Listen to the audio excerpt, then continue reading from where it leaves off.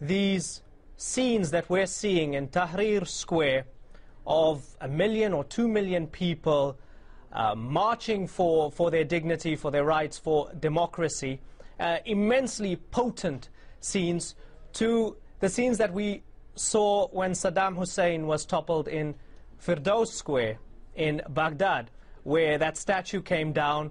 And it's difficult to actually tell with regards to the numbers, but there was a wide shot, and there were maybe 50 or 60 people in that square. And is there not a sort of delicious irony here that those pictures of Saddam's statue coming down with 50 or 60 people there were seen as conclusive evidence of the fact that the Iraqi people had had enough of him, whereas we've got these pictures of over 1 million people in Cairo, yet there's still doubt as to whether this is the right thing to happen? I totally agree with you. I will tell you, I spoke with a journalist who was there, namely when they were pulling down Saddam's statue. You know what he told me? He saw 20 minutes before Americans hiring people to go there and do it. This was not only, it wasn't only that it was just 50 people. This was simply a staged event. United States did almost in a textbook way, to illustrate it in a textbook, did all possible mistakes there, and now they are paying the price. But that's another topic. What I want to say is that, first, all this scare about Islamism, religious tendencies of American people, where, first, let's see who's talking. I read somewhere that in United States, you know, over 30% of the people believe in devil, in ghosts, and so on and so on. So, you know, coming from United States, I don't think they have any right to deplore the religious naivety of the Muslim crowds and so on. Just go to the deep American South. I can guarantee you it's worse than maybe even many Afghanistan villages or whatever. Second point, all this stuff about Islam and so on. I think the choice is not, this is already Western ideology, the choice is not Islam or liberal democracy. There are many wonderful things also going on in Islam. For example, I want to share this wonderful story with you. A couple of weeks ago, I was in Qatar visiting Museum of Islamic Art, and I found there a simple plate with a wonderful old wisdom, which says, an old Iranian philosopher who said, only a foolish man, when he misses a chance, he evokes fate. So here we have a Muslim theology which is much deeper than this Western cliché image, oh, they believe in fate, they follow everything. No, it says you are free to choose. Those who fail, those who don't seize the moment, then they evoke fate to put the blame on some destiny or whatever. So the problem is for me somewhere else. If the true choice is between Muslim fundamentalist theocracy or Western liberalism, we are lost. I think the true tragedy of the Arab nations is the disappearance of, not secular in the sense of irreligious, but secular in the sense of secularity of its demands, justice, freedom, and so on, of this kind of a left, non-fundamentalist, it can be Muslim, but non-fundamentalist left. This, for me, is the true tragedy. And I think that the rise of deplorable fundamentalisms is strictly something which entered the stage, filling in this void of the left. And here I draw a much more radical conclusion. This is not just in Islamist countries. One has to repeat this again and again. For example, Afghanistan. It's presented in Western media as, you know, a crazy ultra-fundamentalist country. Sorry, I'm old enough to remember 40 years ago. Afghanistan was a very open, secularized country with a pro-Western technocratic monarch, strong local communist party. Then we know the story. Communists made the coup d'etat, Soviet Union intervened, American intervenes against. It's as part of this process that Afghanistan was, if I may use this awkward word, was fundamentalized. Okay. So for me, again, just to conclude, the choice shouldn't be just Western liberal democracy or Islam fundamentalism. It's crucial to have a strong left. Only this can save us in Arab countries and in the West. Okay, let's ask Tariq Ramadan then. Many people's fears with regards to the situation in Egypt is that they draw a parallel to Iran 1979. And part of the argument in intellectual circles is to say that, yes, like Egypt, you didn't just have the Islamists revolting against the Shah, you had many others, Marxists, leftists, etc. But what happened is once the Islamists took control, they purged the left and they purged the others. And that's at the nexus of their fear with regards to what possibly might happen in Egypt. Does that have any credibility whatsoever? No, look, this is once again what I told you. In some Western circles and coming from the Israeli propaganda, it's just to compare this and that and to say, look, this is going to happen. In fact, it's not at all the same situation. And if you look at what happened in Tunisia, this is a revolution following in the footsteps of what happened in Tunisia. And it's the people, young people coming from everywhere saying to the dictator, you, for the last 30 years, you have been running this country, you are preparing your son, we don't want you, we don't want the system.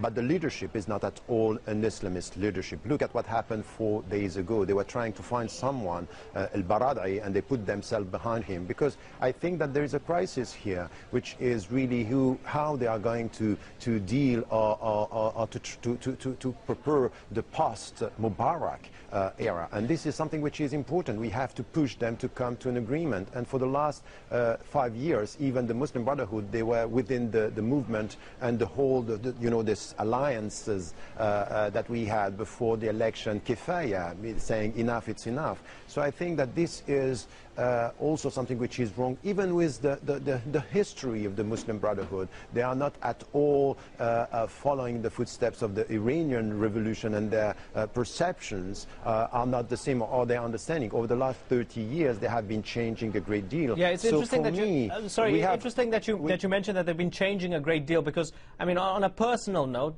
Hassan al-Banna, your grandfather, founded the organization. Do you think that the Muslim Brotherhood, as it stands today, is the embodiment of the organization that he founded all those years ago, and evokes the same spirit and message that he envisaged?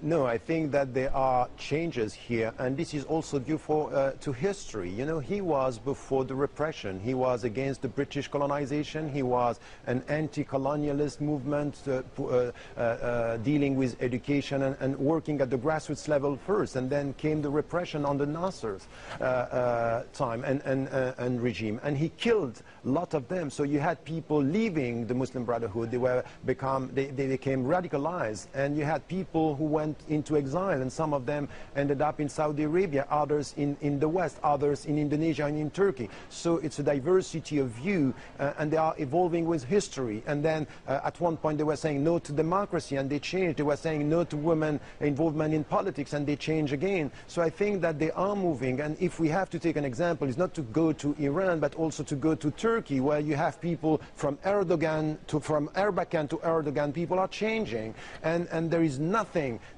that can be said about, Islam is against democracy. This is, once again, these are slogans just to say, to promote an idea that in Arab world we better go for dictatorship. This is the way to get security and stability. Understood. And we have to challenge this view. And my point is here, I disagree with some of the leaders, even from the Muslim Brotherhood, by the way they are talking about Sharia and the way they are dealing with women. The only way for us in the future, if we want true democratic processes, is to challenge the people, to say on this, as long as they abide by the law, they are serious about elections, and they are accepting the democratic processes before the elections and after the election, we should challenge them, let the people speak, and not torture them, and not to accept that coming from the West, people are going to lecture the Arabs in the way they have to do. I'm sorry to tell you what was said by Tony Blair is just unacceptable for someone who just promoted the war in Iraq to come now in the name of democracy to tell us that we have to support Mubarak. That's not acceptable. No, fair point. Slavoj Zizek, I want to read an email from one of our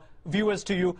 You can make your point, but let's tee it up with this email, because I think they may be linked. This is from Arash Hakimnia, and he says, in his recent article, Dr. Zizek cited Mao's phrase, "There is great chaos under heaven. The situation is excellent," in relation to Egypt.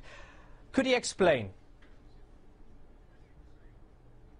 Of course, I'm not praising chaos. I know myself, I found myself a couple of times in a situation of public disorder, how dangerous this is. But let's be frank, without this momentary openness, where you don't know who is in power, I mean chaos in this sense, where those in power are really, well, in a situation which I love, you know, sorry for this indecent metaphor, but I love it. You know, in Tom and Jerry cartoons, you have often a scene when a cat walks, then it walks over the precipice, and it's nothing beneath its feet, but it doesn't yet fall down. When it looks down and sees that it has no ground under its feet, it falls down.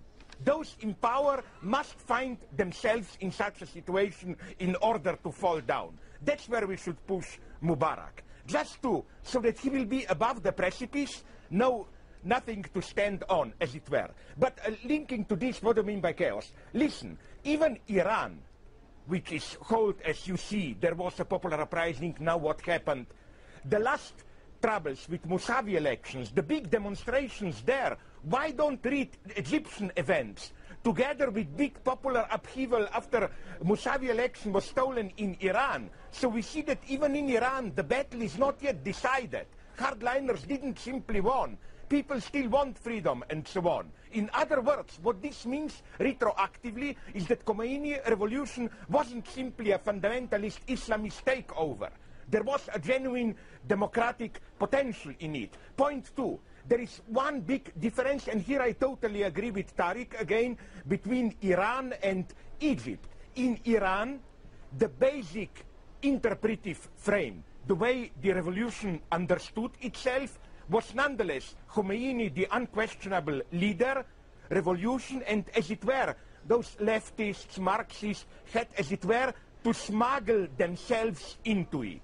In Egypt, it's the opposite. I saw 2 days ago an interview on TV with a member of Muslim Brotherhood. He had to speak the language of democracy, dignity, human rights, and so on and so on. As to this fear of Israel, that now if Muslim Brotherhood takes over, war with Egypt, we are lost, and so on and so on, they should worry about something else. What is so depressive about the latest development in Israel, namely how even United States renounced putting pressure on them to stop West Bank building and so on, WikiLeaks, is the following. I remember 10 years ago I was in Israel, and all my liberal friends there were telling me, okay, we did injustice, West Bank, but listen, we have terrorist bombs, attacks all the time. We cannot negotiate now. Let the Palestinians first stop bomb. But now they did stop. Not on the West. On the West Bank, there is no so-called terror for 5 years. What is happening? The land is stolen from Palestinians even faster. Can you imagine what a depressing message this is? It is as if Israel wants to give the message to Palestinians. All right, sorry guys, but terror works better than peace. Let's get Tariq Ramadan to give us his final thoughts, because we have run out of time. Tariq Ramadan, in less than 30 seconds, please.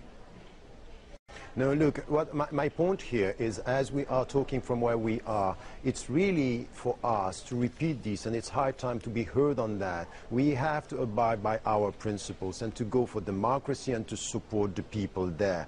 And this is a great responsibility for all our viewers here, is to be quite clear that we can't, in the name of security, support the dictator and accept this emotional politics that we have around the world, saying if it's not dictators, it's going to be Islamists. And once again, Islamism is a multifaceted reality. Let us challenge the people, listen to what they have to say, and understand that the Turkish example and other examples around the world could just help us to get something which is, for the Muslim majority country, democracy, independence, and let the people decide for themselves. Gentlemen, that was immensely thought-provoking. Tariq Ramadan in Vancouver and Slavoj Zizek in Ljubljana. Thank you very much for joining us here on the Riz Khan Show. And thanks to you, the viewer, for being with us. Remember, you can follow our program on Twitter.